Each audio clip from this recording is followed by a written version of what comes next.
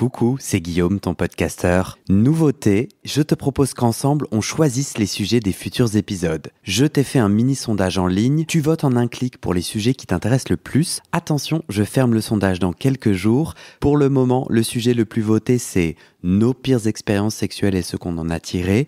Et le sujet le moins voté, c'est fétiche des pieds, ça fait exploser mon désir. À tous les kiffeurs de pieds, où êtes-vous? Vote maintenant, ça prend moins d'une minute. Le lien du sondage est sur le site du podcast. Tu ouvres ton navigateur et tu tapes bit.ly/comment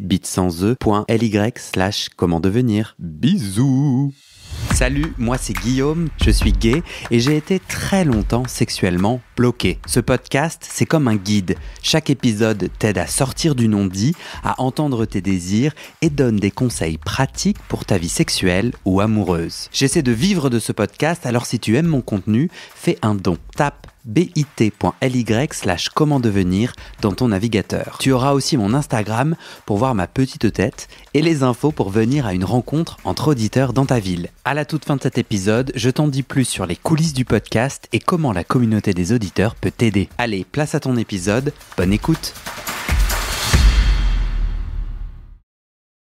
Régis, partie 2 de ton témoignage. On était dans ton histoire avec les tasses dans ta jeunesse. Pendant combien de temps tu visitais les toilettes publiques? Je suis en train de réfléchir.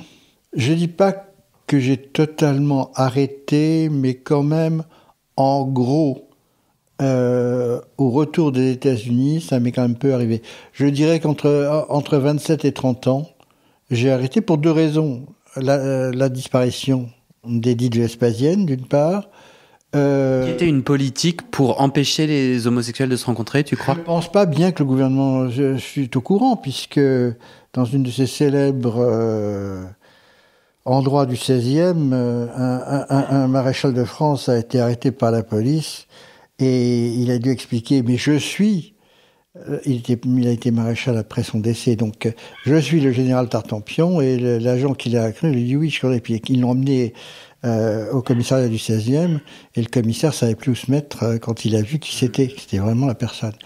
Mais donc la police savait, et la police adorait faire des descentes aussi, tu vois.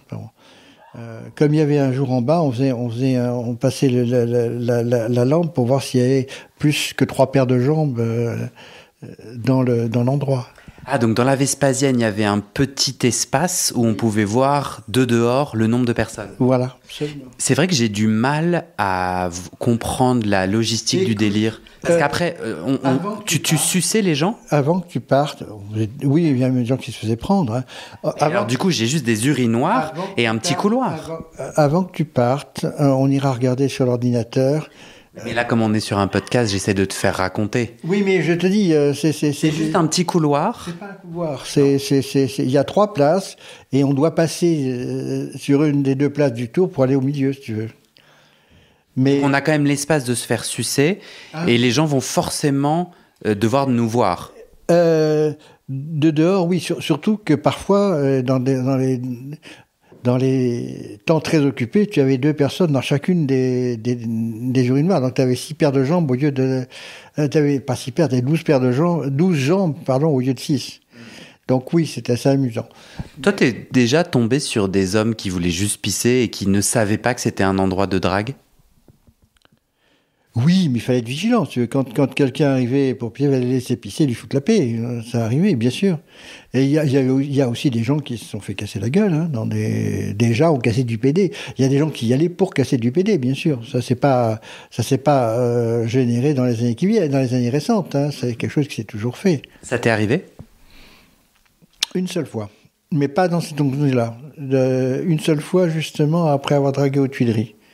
Quelqu'un que je sentais pas, et pas casser la gueule, hein, mais il a exigé que je lui donne de l'argent, ce que j'ai fait, le peu que j'avais sur moi, et il était quand même chez moi, c'était un peu gênant, et j'ai réussi à le foutre à la porte. Mais c'est curieux dans ce genre de circonstances comment on peut décupler. Puis en plus, c'est un contre 1. Si tu as un 3 qui te tombe dessus, une fois aux Invalides, où il y a quelque chose aux Invalides aussi, il y a 3 mecs qui me sont tombés dessus, et j'ai rien fait en plus. Qui m'ont bloqué l'entrée. C'était en linéaire, là. Hein. Il y avait donc 2 à l'entrée, 1 à côté de moi. J'ai refusé quoi que ce soit avec celui qui avait de moi. Je ne sentais pas. Et les autres m'ont bloqué la sortie. Et j'ai dû m'en sortir. Et comme j'étais à l'époque dans l'armée, j'ai immédiatement fait une déclaration à la police militaire. J'ai très bien compris, mais n'empêche que si jamais... Parce que je craignais que, comme j'avais dû quand même être un peu violent avec l'un d'entre eux, qu'ils allaient porter plainte. Donc je préférais le faire d'abord, anticiper, de façon à éviter. Et je l'ai fait à la police militaire parce que c'était d'eux que je dépendais le plus, si tu veux. C'est moi. C'est pas beaucoup, si tu veux, par rapport à certains copains, c'est vraiment pas... Mais il faut dire que j'aimais pas le Jean Loubard, je n'allais pas dans les lieux les plus dangereux. Tu vois, il y a aussi des gens qui y cherchaient, hein. Tu veux dire qu'il y avait... C'est quoi les lieux plus dangereux ? Il y avait des endroits de Paris où on savait que c'était plus dangereux parce qu'il y avait plus de tendance à attaquer les... Voilà. Pourquoi tu aimais pas les bars ? Je ne sais pas, j'ai jamais eu envie d'y aller. C'est le bruit. J'aimais pas l'alcool, j'aimais pas le bruit, j'aimais pas la fumée, et j'aimais pas le type de rapport qu'il y avait dedans, si tu veux. C'était quel type de rapport ? J'y suis allé un peu aux États-Unis, mais l'ambiance est très différente. Tu veux, à Paris, il n'y avait pas de bars gays. Il n'y avait que des boîtes gays. Dans les années 50. 60 quand même, bon. Et c'est aux États-Unis que j'ai connu les bars gays, c'est-à-dire le bar où on va prendre un verre, etc. Mais j'ai jamais beaucoup aimé, même aux États-Unis. Donc à Paris, dans les années 60, la boîte, c'est le bruit, la fumée de cigarettes, la musique, c'est ça que toi, ça ne te plaisait pas ? C'était pas moi. C'était pas moi. Quand tu dis, à l'époque, on avait des descentes de police, donc toi, t'en as jamais vécu ? Il y avait il n'y avait pas de descente de police dans les boîtes, à ma connaissance. Il y avait par contre des descentes de police dans les Vespasiennes. Parce qu'il y avait ce délit d'attentat à la pudeur. Ouais. Si, moi j'ai un témoignant, et alors bien entendu j'ai oublié son nom, c'est Pascal et les 2 secrets. Oui. Je crois que c'est ça le titre du podcast, qui raconte des descentes de police dans des boîtes. Ouais, tout à fait. Et plus tard. Plus tard que les années 60 ? Ouais, parce que les années 50, 60, il y en avait quelques-unes à Paris. Très peu. Là, j'ai essayé de te faire un peu raconter toute cette période. En fait, jusqu'à l'âge de 30 ans, t'avais plutôt une sexualité, tu as dit, volée, c'est-à-dire, oui. J'ai pas vraiment d'amoureux, de copains que je vois régulièrement. À 27 ans, si, j'ai commencé à... Quand je suis rentré des États-Unis et que j'ai commencé à travailler, j'ai eu quelques relations, mais... Et l'entrée en matière ? Qui n'ont pas duré. L'entrée en matière était en général une rencontre, effectivement, en lieu public. Pas forcément dans les tasses. Il y avait aussi les jardins publics, je te dis. Si il y a pas d'autres moyens, si tu veux. Si, un peu les journaux. En particulier, il y a eu le Guêpier, à une époque, qui avait des petites annonces, et il y avait des petites annonces dans le Nouvel Observateur aussi. Homme-femme, homme-homme, enfin bon. Et, mais peu, finalement. La plupart des rencontres, effectivement, c'est des rencontres. Pour toi ? Oui, sexuelles, pour moi. Ouais. Si tu regardes cette entrée en matière, ce type de sexualité, est-ce que tu étais... Parce que je t'ai fait raconter des passages à tabac, certains épiphénomènes, et j'essaye un peu d'avoir ton point de vue plus général. C'était un moment plutôt heureux, excitant, un peu, t'étais dans l'interdit, mais t'étais heureux, ou est-ce que t'étais dévoré par la culpabilité, tu te détestais? Alors, c'était quoi le... Pas dévoré par la culpabilité, mais frustré des conditions dans lesquelles on devait rencontrer des gens. Donc je ne dirais pas heureux. J'en ai rencontré quelques-uns, c'est vrai, tu as raison, par l'église que je fréquentais, où il y avait un certain nombre de gens. Et puis j'ai quand même assisté à la création de David et Jonathan, qui était je ne sais pas si ça existe encore, qui était le club, enfin pas club, l'association de rencontre des gays catholiques. Je crois que ça existe encore, ouais. Je crois que ça existe encore, mais je ne sais pas ce que c'est devenu, si tu veux. Parce que, encore une fois, c'est pareil. Aux États-Unis, j'étais aussi un des membres fondateurs du chapitre de Chicago de l'équivalent aux États-Unis, qui s'appelle Dignity. Et puis, de l'équivalent, parce que je suis devenu épiscopalien et anglican, donc, de l'église anglicane. Mais ça a complètement foiré. Enfin, la dernière fois que je suis allé, il y a 2 ans, donc à la messe, qui est une messe tous les dimanches, de Dignity, la moyenne d'âge est de 50, 60, 70 ans. Ils ont même surtout vieilli encore, parce que les jeunes n'ont plus besoin. Les jeunes, en particulier les jeunes gays anglicans, même catholiques, trouvent des paroisses où ils sont accueillis. Donc ils ont plus besoin de se retrouver entre eux, entre exclus, si tu veux. On va parler un peu religion, mais avant, je voulais terminer donc cette entrée en matière dans ta sexualité. Tu avais des images d'amour homosexuel, donc tu avais une sexualité comme ça un peu volée, comme c'était terme. Est-ce que J'aspirais à une relation. Tu avais des exemples autour de toi? Aux États-Unis, oui. En France, non. Aux États-Unis, oui. J'ai connu quelques couples, dont certains beaucoup plus âgés que moi. En particulier, je pense à un couple, ils sont sûrement partis, à deux couples.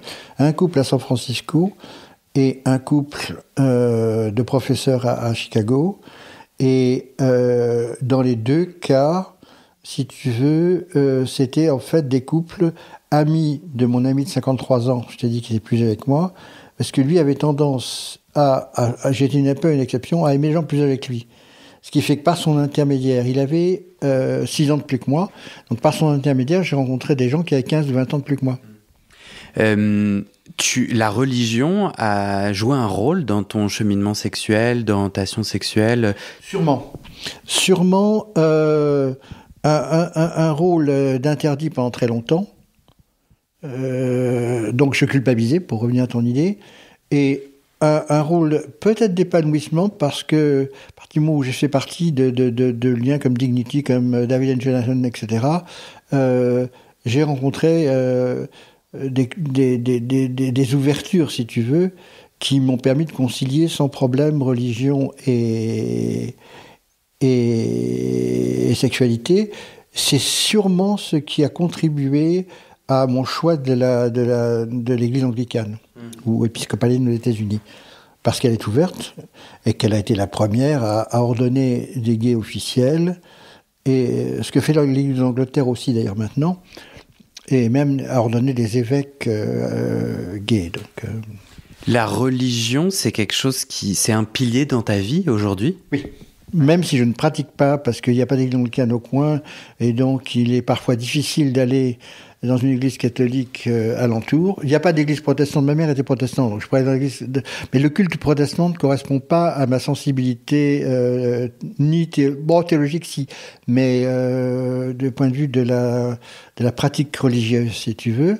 Et il m'est difficile d'aller dans des églises où bien le prêche me semble être fait pour des CM2, ou une église qui pratique en latin, mais où je suis entouré de gens qui ont sans doute voté Le Pen, je vais direct, et pas seulement cette fois-ci, et qui ont aussi pratiqué, qui ont participé à la marche contre le mariage gay. Donc, si tu veux, ça m'est difficile de me sentir au milieu d'eux. J'ai repris, il y a quelque temps, d'y aller, un petit peu, parce que là, toute religion chrétienne est quand même une religion de groupe. C'est pas une religion qu'on pratique tout seul. À part pour les moines qui ont une vocation particulière, et encore pas tous les moines, comme tu sais. Seuls les moines les plus clos ont une pratique individuelle, et encore, ils ont une rencontre en général une fois par semaine au moins. Mais, si tu veux,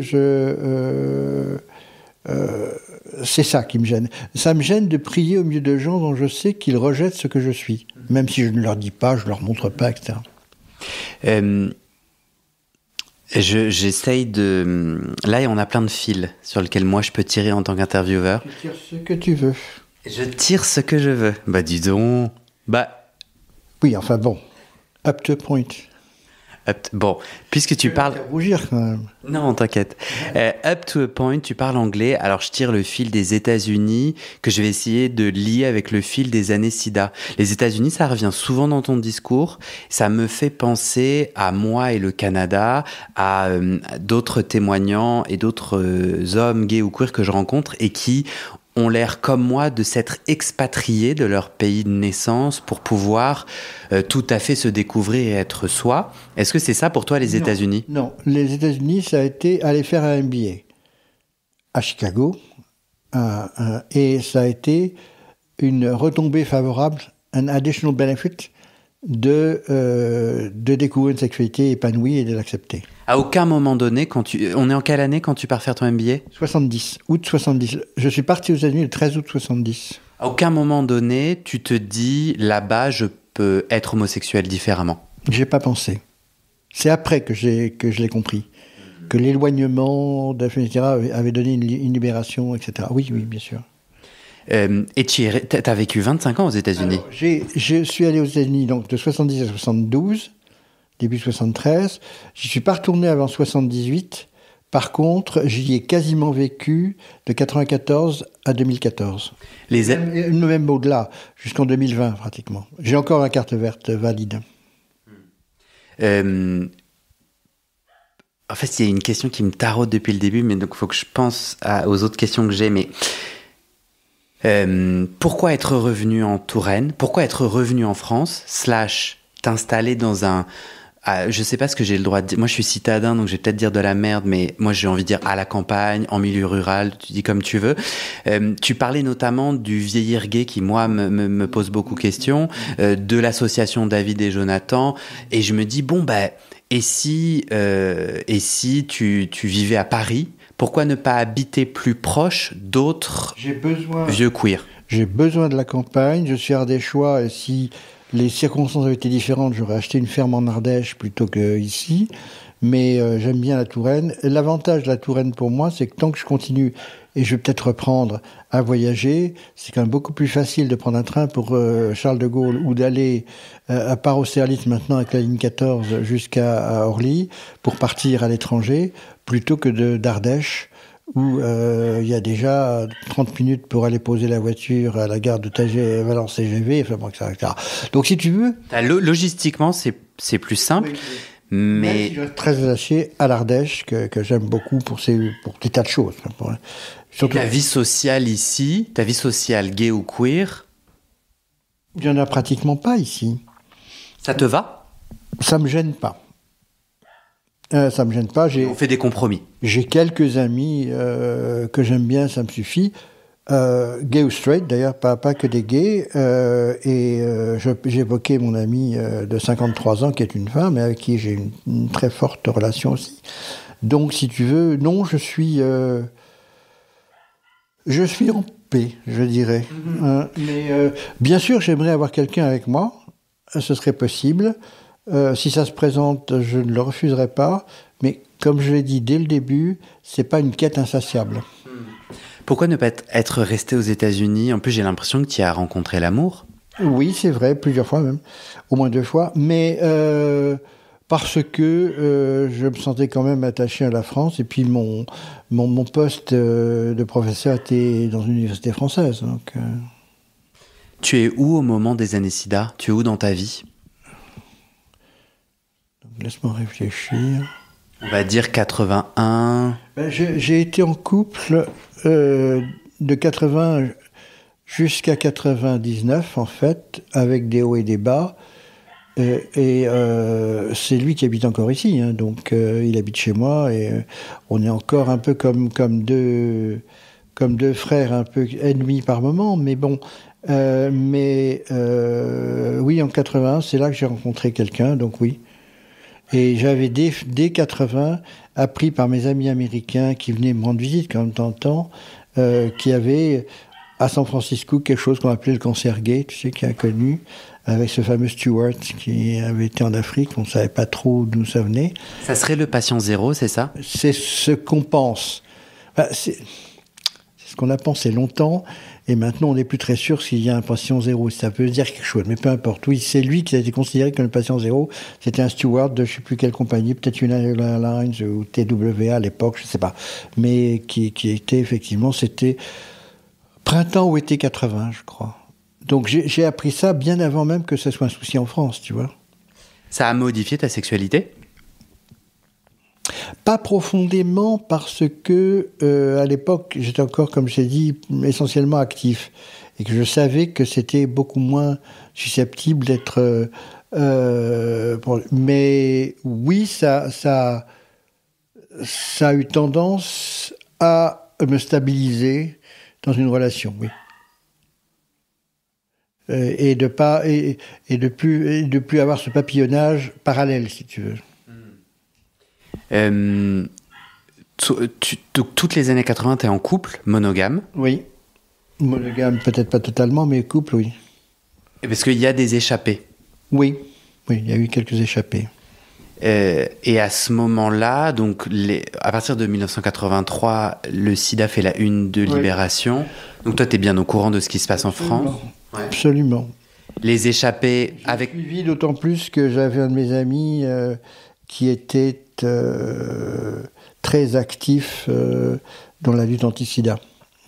Donc oui, j'ai suivi de très près Gilbert Montagnier et les autres, etc. Ouais.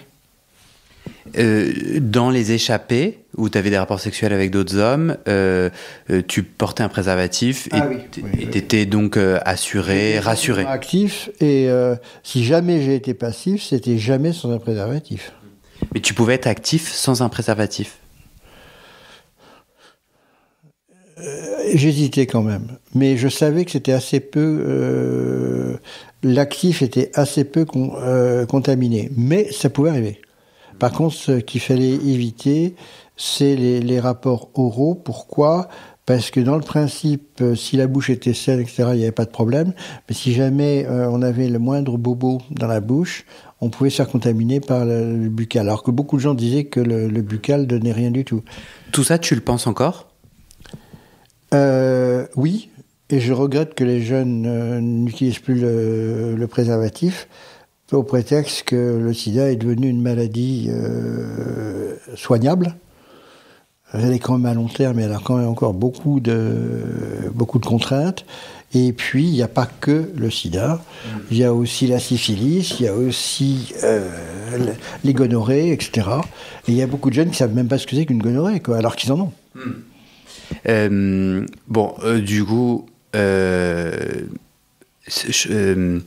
j'essaye de ne pas me faire taper sur les doigts par mes amis médecins. On est d'accord qu'aujourd'hui, c'est pas genre si je suis actif, j'ai moins de chances de choper quoi que ce soit. C'est de toute façon, il faut se protéger. Tu choisis ta stratégie de protection. Je crois qu'il faut se protéger de toute façon, oui. Que tu pénètres ou pas, quoi. Moi, j'ai pas envie que les auditeurs fassent de la merde parce que.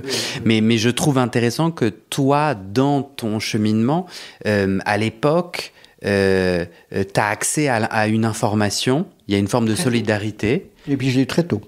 Et quand même, toi, quand tu pénètres, tu te dis, je suis moins exposé, tu es prêt à prendre le risque. Oui, cette solidarité... Pourquoi prendre le risque ? Parce que à cette époque-là, on était persuadé que le buccal et l'anal actif n'étaient pas contagieux. Ce qui est faux. Ce qui est faux, on le sait aujourd'hui. Je trouve... C'est moins facile, hein, quand même. C'est moins facile. Ouais, mais si tu as envie de jouer à la roulette... Non, c'est comment la roulette russe. Ouais. Oui, mais la roulette russe, si tu veux, si tu es passif, tu as 6 balles sur 6. Si tu es actif, tu en as un peu moins. Oui. Ouais, faut avoir envie de mourir. Non, pas envie de mourir, mais être inconscient, oui. Et alors, il y a eu cette notion à une époque, quand j'avais 50, 60 ans, oui, donc il y a une vingtaine d'années, chez les jeunes de l'époque, donc les jeunes qui avaient 20, 25 ans, qui ont donc 45, 50 aujourd'hui, c'est que le sida, c'est une maladie de vieux. Donc tant qu'on baisait entre nous, on risquait rien. Et je me souviens d'avoir démontré un jour à un groupe de jeunes à qui je parlais, oui mais attends, toi, tu as 20 ans. Tu peux baiser avec un mec de 25 ans, ça te gêne pas. Un mec de 25 ans, il peut baiser avec un mec de 30 ans. Bah oui, ça peut arriver. Et tu vois, je suis remonté comme ça, donc ça veut dire qu'il y a une chaîne continue qui peut vous ramener sexuellement, sans que vous ayez le moindre rapport avec quelqu'un de plus âgé que vous, à quelqu'un qui peut avoir le sida. Donc il faut être protégé.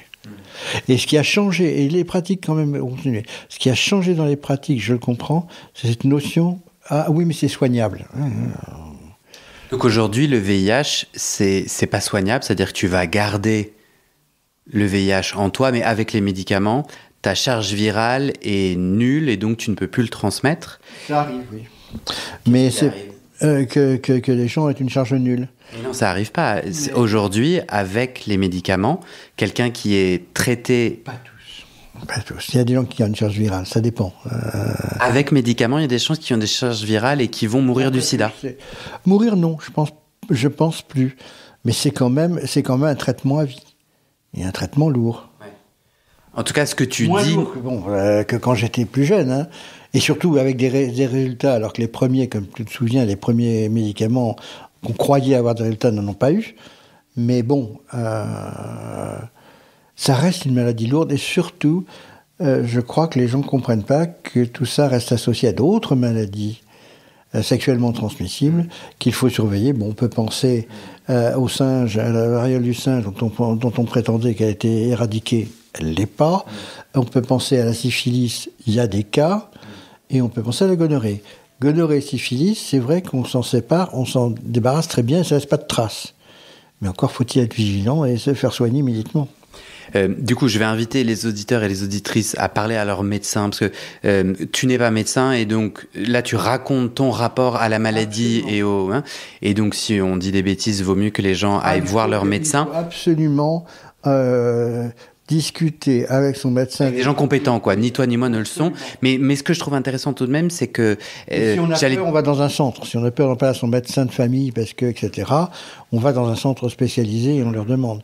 Il y a des infirmières qui peuvent répondre à ces questions de manière très... Mais ce que je trouve intéressant, c'est que j'allais te demander ces années SIDA, comment elles t'ont impacté, et j'avais envie de te proposer, est-ce que elles ont développé un lien avec la maladie particulier ? Pas un lien avec la maladie, et curieusement, j'ai quand même eu relativement peu d'amis proches qui en sont décédés, et curieusement également, tous ceux qui en sont décédés sont des amis proches à qui j'avais jamais eu de relation sexuelle.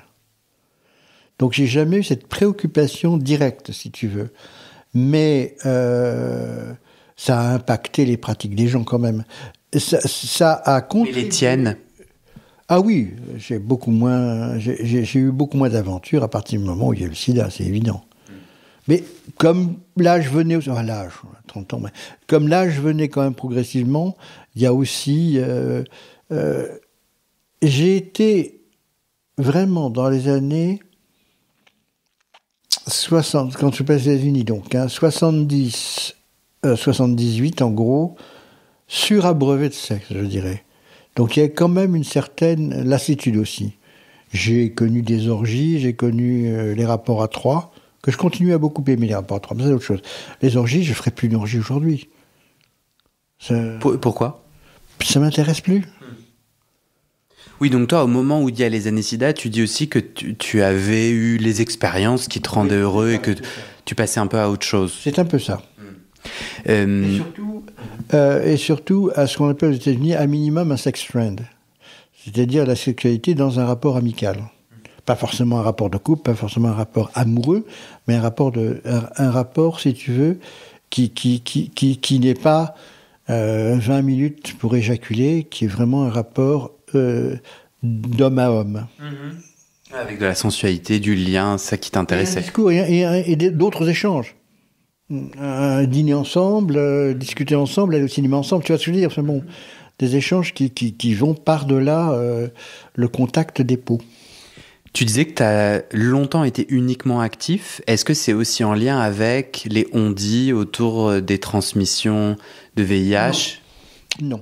Pourquoi tu étais uniquement actif ? Je ne sais pas.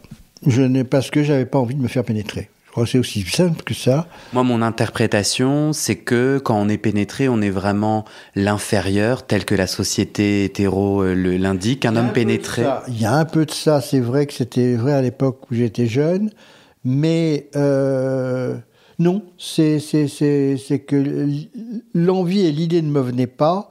Et c'est en voyant un certain nombre de mes amis jouir en étant passif que je me suis dit, mais je suis fait comme eux, pourquoi est-ce que ça ne me tente pas ? C'est comme ça que j'ai essayé. Enfin, c'est vraiment... Essayer, c'est l'adopter. Tout de suite, t'as aimé ? Comme tout le monde, la première fois ou les deux premières fois, c'est pas forcément une sensation agréable, mais il faut se mettre dans la bonne disposition d'esprit, oui. T'as pris ton temps et t'en es devenu versatile aujourd'hui. Oui, les deux te donnent le même plaisir ? Absolument, oui. Pas de préférence l'un pour l'autre ? Non. Non, pour une raison très simple, c'est que je resterai plutôt actif sûrement, mais mes rapports à l'érectilité que j'ai évoqués au début font que c'est pas forcément toujours possible. Voilà. Alors, comme j'ai pas encore essayé les petites pilules bleues, on verra si je les essaie un jour. T'as envie ? J'ai en tous les cas envie d'en parler à mon médecin. Mais comme j'ai pour le moment, comme médecin général, une femme qui est plutôt anti-homosexualité, j'ai pas envie de l'en parler à elle. Donc, il faut que je rencontre la personne avec qui je pourrais en parler, quoi. Eh ben, ce petit moment pub, on a avec les auditeurs et les auditrices une carte sur le site du podcast. Au début de chaque épisode, je donne l'URL. Il y a une carte des recommandations des médecins et des psys, des auditrices gays ou queer. Tu me suis ou pas ?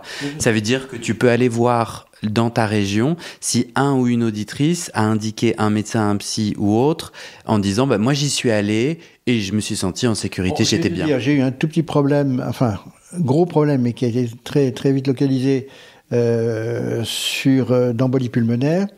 Donc je vais de temps en temps voir le cardiologue et lui, je pourrais lui parler. La prochaine fois que j'irai le voir, je vais le voir tous les 3 ans. Je vais pas très souvent puisque j'ai un traitement courant, mais qui me pose pas de problème. Et je lui en parlerai quand même la prochaine fois parce que finalement, mon souci c'est surtout ça. C'est est-ce que cette prise de médicaments peut avoir un impact sur ma situation cardiovasculaire, c'est tout. La carte dont je te parlais, qui est sur le site du podcast, c'est justement des médecins gay-friendly, des médecins en tout cas estampillés, validés par les auditeurs. Ça vaut ce que ça vaut, mais il y a un vrai enjeu pour que tu te sentes à l'aise pour pouvoir en parler. Ok, je regarde mes petites notes. Sur les tasses, sur justement ces Vespasiennes, ta jeunesse et tout le lycée où le soir tu vas dans les toilettes publiques, j'ai fini le dernier épisode en disant peut-être t'auras d'autres histoires. En as-tu d'autres ? Voulais-tu rajouter des choses sur cette partie-là ? Non, la seul épisode dont je me souvienne, qui est assez amusant parce que j'avais rencontré un mec dans un autre endroit, sous le métro. Il y avait beaucoup sous le métro, sous le métro près de la gare de l'Est, je me souviens bien. Métro aérien ? Oui, sous le métro aérien, il y avait j'avais rencontré un mec qui habitait pas très loin, je l'avais suivi chez lui, et je me souviens qu'il était adorable. Ce malheureux garçon a dû se demander, parce que dès que j'ai joui, j'étais obligé de fuir, si tu veux. Et je me souviens même que j'ai joui, j'ai fui, et du coup, j'avais oublié mes lunettes. Et je le vois encore se pencher. Il y a une grande rampe d'escalier. Je le vois encore se pencher à poil, sans sous-pécard, en m'appelant pour que je revienne chercher mes lunettes. J'ai suis retourné. Mais et pourquoi tu fuyais ? Combien de mecs fuient après avoir joui ? C'est fréquent. Le mec, dès qu'il a joui, a honte de lui et disparaît. En particulier chez les bi qui sont pas très assurés de leur sexualité avec les hommes. Mais tu parles de toi, là ? Oui, mais je parle de moi à 16 ans, 17 ans. À 16 ans, 17 ans, tu te sentais bi ? Non, pas vraiment, mais je refusais de me qualifier d'homosexuel. C'est là aussi, aux États-Unis, que j'ai carrément dit, écoute, mon petit bonhomme, il faut te prendre par la main, t'es pédé. J'ai deux questions. Est-ce qu'il y a quelque chose en sexualité que tu n'as jamais essayé et t'aimerais essayer, un truc qui t'intrigue, un truc sur tout ton cheminement, t'as jamais fait, tu dis j'aimerais bien quand même. Non, il n'y a rien il y a des choses que j'ai pas pratiquées, que j'ai vu pratiquer, qui ne m'intéressent pas vraiment. C'est l'uroscato, pas mon truc. Donc c'est pas un manque, tu vois ce que je veux dire. Et non plus que le fist-fucking passif. Et fist-fucking actif, j'ai déjà fait. Donc, Alors ma question c'était quelque chose que tu aurais envie de faire. Mais oui, non, honnêtement non. Et tu disais... La seule chose dont j'ai besoin dans une rencontre, c'est que la personne accepte d'embrasser. Ça, c'est une des choses que je demande. On parlait de... Je demande toujours, parce que si un mec aime pas embrasser, ça me gêne un peu. Si c'est une rencontre dans la forêt, je m'en fous. Mais si c'est une rencontre où on va se déplacer pour voir quelqu'un, ça me gêne dans ce que ça cache aussi. J'ai envie qu'on termine sur deux choses, sur l'amour et sur tes possibles conseils. Ok ? T'es pas obligé d'en avoir, on saura à la fin de cet épisode s'il y aura ou pas un conseil de la part de Régis, notre doyen.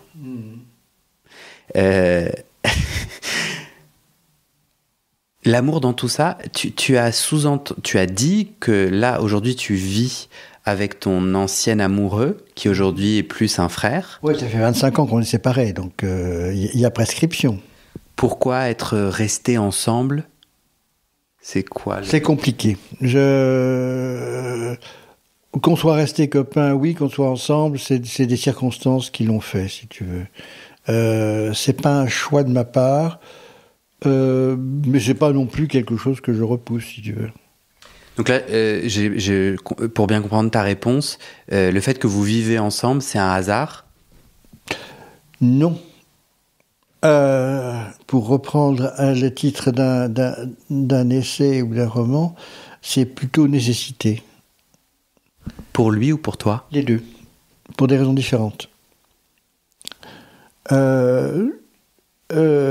Moi surtout parce qu'en plus nous avons pas mal d'animaux. Tu les as pas vus, mais bon, il y a pas. Je les ai entendus. Il y en a que deux, oui, mais tu as vu que les deux chiens, tu n'as pas vu les 30 chats et puis les chèvres et les moutons, etc.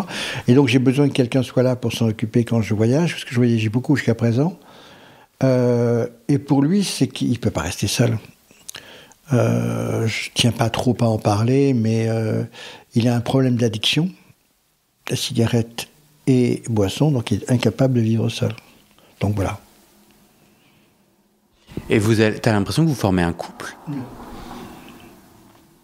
Certaines gens de l'extérieur peuvent le penser, mais absolument pas. Non.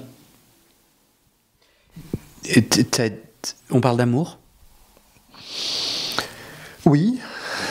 J'ai été amoureux dans ma vie de nombreuses fois, trop nombreuses. En général, c'est plutôt l'autre qui est parti. Des fois où j'ai compris, d'autres fois où j'ai pas compris. Et actuellement, j'ai des amitiés amoureuses, je dis avec 2-3 personnes, beaucoup plus jeunes que moi, et en Afrique. J'ai tout de suite une image assez négative, que du coup tu vas pouvoir déconstruire, de l'homme blanc riche qui entretient des jeunes sans argent pour qu'ils puissent survivre. Premièrement, je ne les entretiens pas, je n'aurais pas les moyens. Et deuxièmement, par contre, je les ai aidés sur d'autres plans. Non mais excuse-moi, c'était très maladroit de ma part d'engager... Si, excuse-moi. Est-ce que tu peux me raconter... Non mais j'engage sans rien savoir, de façon un petit peu piquante, c'était assez inutile. Excuse-moi. Est-ce que juste tu peux me raconter, on est où? Ces jeunes-là, ils sont dans quelle ville, quel pays? On est dans différents pays. En particulier, il y en a 3, mais 4 on peut dire. Rwanda, Bénin, Cameroun et Sénégal. Et ce sont des garçons que j'ai surtout aidés à se lancer dans la vie, si tu veux, mais qui aujourd'hui me doivent plus grand-chose aujourd'hui, ils font ce qu'ils veulent. Mais que j'ai toujours rencontré sur un plan d'abord amical et puis qui s'est développé, si tu veux. Donc aujourd'hui, tu as des rapports sexuels avec ces hommes? Avec ces amoureux? Oui, si on se rencontre. On se rencontre pas souvent, mais oui, si on se rencontre, oui. Tu les as rencontrés comment? Par les sites. Par les sites parce que je vais en Afrique depuis très longtemps, depuis très exactement... attends que je ne dise pas de bêtises, 81, et jusqu'en 2005, pratiquement, j'ai jamais fait de rencontre là-bas du tout. Ce sont les sites qui m'ont permis effectivement d'avoir des dialogues avec les gens et donc de rencontrer. Parce qu'effectivement, il y a quand même beaucoup de jeunes qui sont là pour attendre l'homme blanc, pour le pomper, mais pas physiquement, mais le fric, et qui n'ont pas d'intérêt, si tu veux. Là, à chaque fois, tu as décelé un réel intérêt. Vous êtes allé vous prendre un verre ou que sais-je? Absolument, oui. Et puis, ce sont des gens qui ont fait des études supérieures, ce qui n'est pas évident là-bas, et qui sont sérieux, oui. Donc, c'est pas la caricature, si tu veux. Ils ont d'ailleurs des âges différents, puisqu'il y en a que je connais depuis très longtemps, Donc, il y en a qui ont maintenant plus de 40 ans et les plus jeunes, 30 ans, tu vois. Tu dirais que tu les vois combien de fois par an ? Oh, pas par an, puisque je les vois quand je peux aller en Afrique, c'est pas fréquent. Comme eux peuvent pas venir ici pratiquement, donc... Donc une fois tous les 5-10 ans ? Non, tous les 2 ans maximum. Tous les ans si je peux, tous les 2 ans si je peux pas plus. Vous échangez beaucoup par téléphone ou par... Oui. Surtout avec 2 d'entre eux. Enfin, il y en a un d'entre eux avec qui j'ai une conversation téléphonique et en visioconférence tous les jours, pratiquement. Et un autre avec au moins une fois par semaine des échanges, oui. Et puis les autres un peu moins fréquemment, mais oui, il y en a qu'un...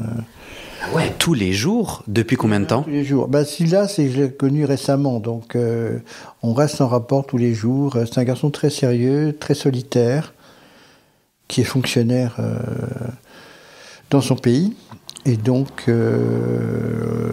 qui s'intéresse aussi un peu à la gestion de risque. Donc, si tu veux, on a des points... Tous les gens que je connais, c'est qu'on a des points communs qui débordent le sexe, si tu veux. Ça, c'est important. Parce que, par exemple, vous racontez vos vies, et vous avez aussi du sexe par webcam ? Non, ça, j'aime pas. Même avec les gens que je connais. Les gens que je connais pas, n'en parlons pas, mais non, j'aime pas ça.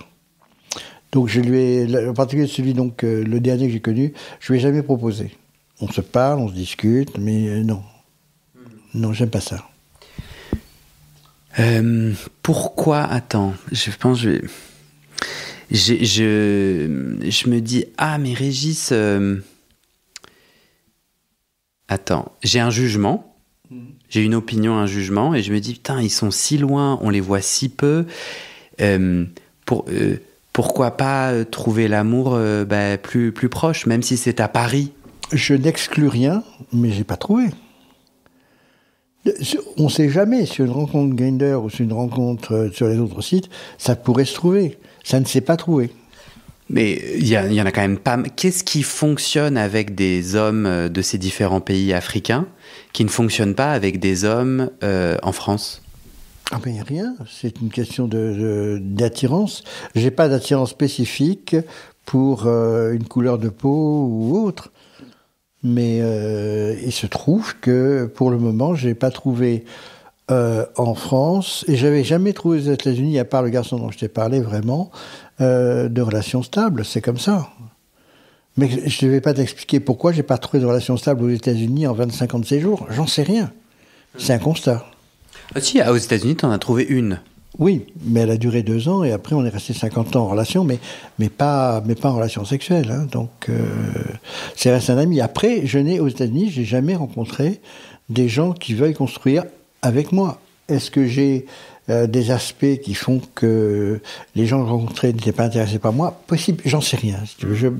Mais ça, c'est des questions que je ne veux pas me poser parce que c'est des angoisses inutiles. Bah oui. Oui, toi tu dis, ça m'est un peu tombé dessus, c'est en Afrique, il y a quelque chose qui se passe mieux qu'en France. Voilà, tu vois, par exemple, je reviens à la première expérience Grindr dont je t'ai parlé, c'est quelqu'un qui aurait pu entrer dans ma vie s'il avait donné suite. Il ne donne pas suite, c'est sa liberté. Est-ce que tu lui as fait un petit poke, tu lui as fait un petit coucou après le rapport sexuel ? Oui. Auquel il n'a pas répondu ? 2 fois. 2 fois, donc il n'a pas répondu, donc pour moi c'est réglé. Je l'ai fait 1 fois le lendemain, et on a dû se séparer un peu rapidement parce qu'il allait travailler, et il m'avait dit, je te rappelle, dès que je rentre de ce séjour, donc qu'il allait faire avec un monsieur, et il n'a pas rappelé, donc je laisse passer 8 jours, et donc il y a 2 jours maintenant, je crois, je lui ai envoyé un petit message auquel il n'a pas répondu. Pour moi, affaire réglée.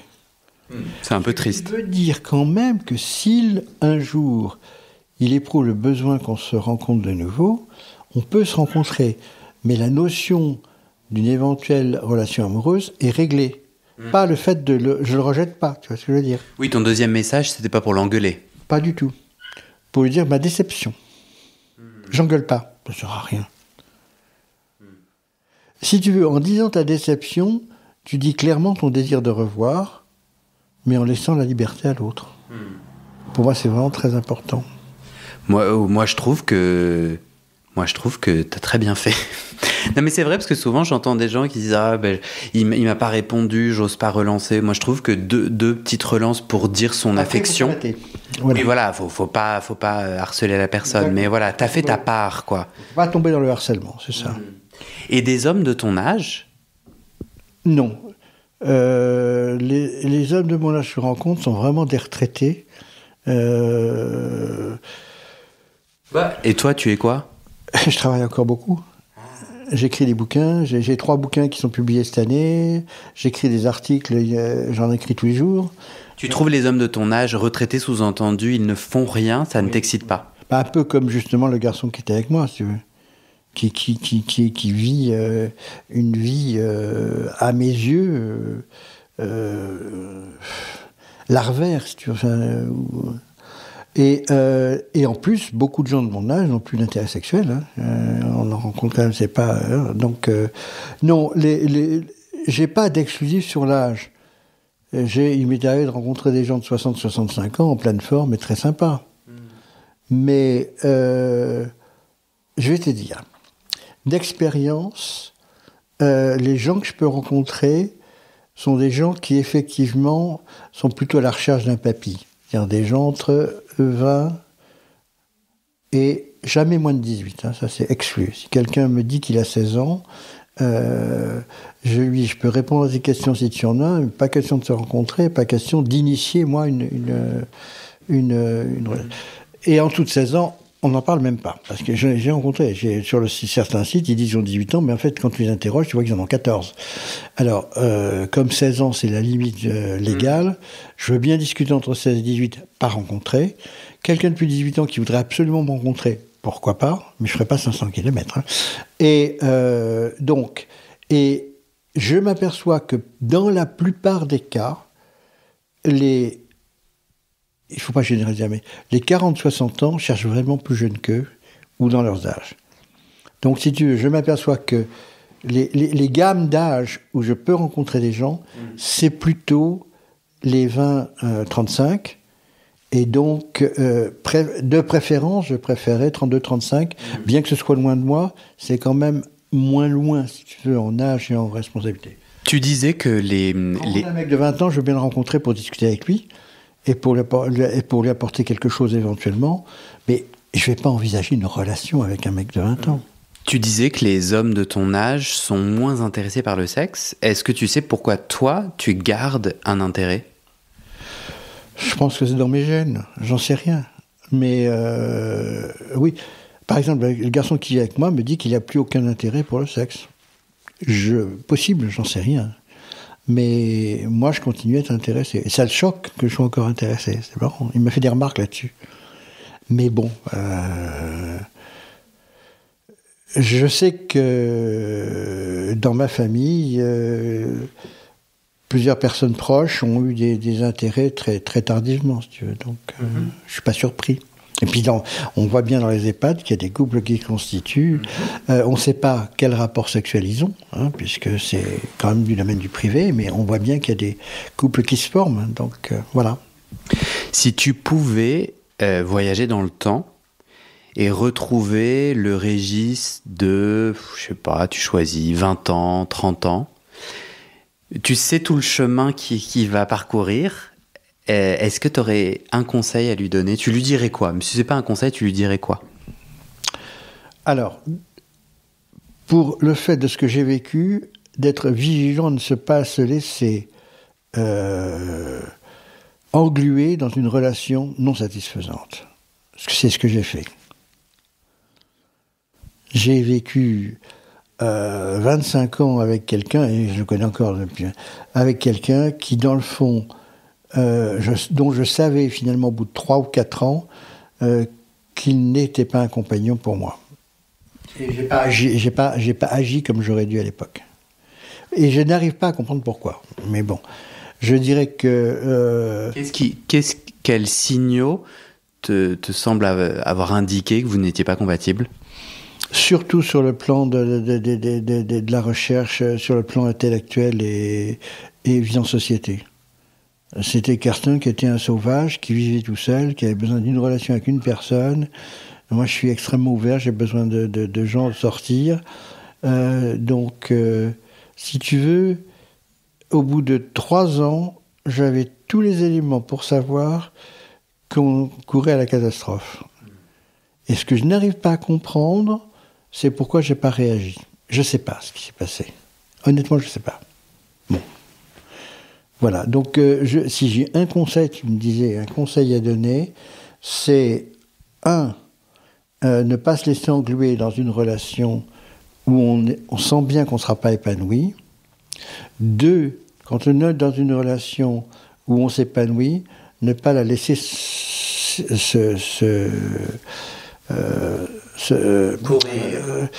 pas le mot que je voulais chercher, mais s'étioler, tu vois.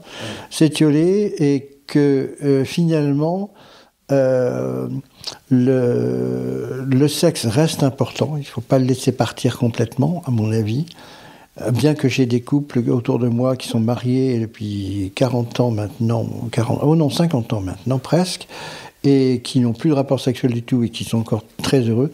Par contre, le dialogue. Il faut faire des choses en commun, avoir des projets en commun, et éventuellement ne pas hésiter à s'ouvrir sexuellement à un troisième, pas forcément parce que la nouveauté dans le sexe est quand même quelque chose de nécessaire. Et s'il y a une jalousie, s'il y a une gêne face à ça, eh bien l'ouverture c'est à 3. Et je pense que l'ouverture à 3 est un très bon moyen de maintenir une relation. Par contre, faites vigilant pour ne pas laisser le troisième s'attacher à l'un ou l'autre et pas aux deux. Tout ça, ces conseils, ils viennent d'où ? Parce que là, tu me parlais d'une relation où tu as l'impression qu'après 3-4 ans, l'affaire n'allait pas bien, mais tu es resté. Tu m'as parlé d'une autre relation qui a été suivie aux États-Unis. C'est cette relation épanouissante ? Ça, en particulier, avec lui, par exemple, je pense à ce garçon, j'étais très jeune et beaucoup trop jaloux. Et bien qu'on ait fait des rapports extérieurs, j'ai mal compris certaines choses que j'ai compris plus tard. Mais j'ai eu d'autres relations qui ont duré. Mais, dans lesquelles tu étais épanoui ? Oui. Mais si tu veux, le boulet que je traînais avec quelqu'un qui était quand même dans ma vie, plus ou moins, même s'il n'y était plus, a fait que ces deux relations n'ont pas pu se développer comme elles se seraient développées. C'est pourquoi je donne ce conseil de quand on sent que ça ne va pas, il faut prendre le taureau par les cornes. Et aujourd'hui, c'est plus possible pour toi de prendre le taureau par les cornes ? Bon, la question ne se pose pas, puisque c'est plus une gêne maintenant. Cette personne est dans ma vie, mais de manière tellement abstraite, si j'ose dire, qu'elle ne m'empêcherait pas d'avoir quelqu'un si je trouve quelqu'un. Mais je n'ai pas trouvé encore. Donc, Ah ben justement, est-ce que tu as envie de... Je peux rajouter... Tu pourras décider, tu n'es pas obligé de décider maintenant, mais je pourrais rajouter un email dans le descriptif de cet épisode si des gens veulent communiquer avec toi. Donc c'est Internet, donc tu pourrais recevoir soit rien du tout... Tu veux donner un email ou pas ? J'ai un email où mon nom n'apparaît pas, donc il ne pose aucun problème à utiliser. Tu veux le dire maintenant, comme ça ? Oui, je peux le donner. C'est Vitelius, VITE2LIUS, _8, 94, @hotmail.fr. Ça, on peut m'écrire si on a envie de dialoguer avec moi ou de comprendre certaines choses. Je suis toujours prêt à répondre, il n'y a aucun souci. Merci Régis, c'était super. Est-ce que tu veux un mot de la fin, une dernière bafouille ? Non, il n'y a jamais de mot de la fin, puisqu'il n'y a qu'une seule fin, c'est celle que nous connaîtrons tous un jour. Très poétique. Merci Régis. Ça va ? Oui.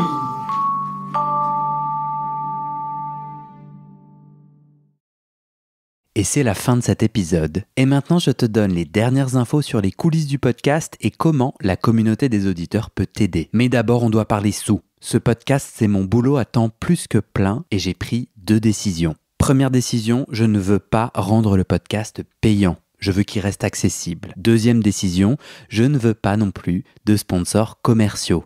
Vous vendre du lubrifiant ou des godes que j'utilise pas, non merci, je limite mes sponsors à des assos ou aux services publics dont je porte déjà les messages de santé, mais bon, ça réduit beaucoup mes possibilités financières. Donc je dépends de vous, mes petits auditorices. Depuis 1 an, je cherche 400 auditeurs, auditrices qui peuvent me donner 5 € par mois pour que ça me fasse un gros SMIC, une sécurité financière minimum. Le pari est risqué, demander des sous pour un podcast gratuit dans une culture francophone qui n'a, il faut le dire, pas l'habitude de soutenir ses créatrices de contenu, c'est pas facile. On est 180 sur les 400. Je galère à faire décoller tout ça, alors si tu aimes mon contenu et que peut-être même ça t'aide, rejoins les 400 maintenant. Direction le site du podcast, tu vas pouvoir donner via ma plateforme de dons ou en direct avec mon RIB par mois ou en une fois pour un soutien annuel. D'ailleurs sur 1 an, ça fait 60 €, en gros le prix d'une séance de psy d'1 heure. Tu n'as pas de sous, t'inquiète, je comprends,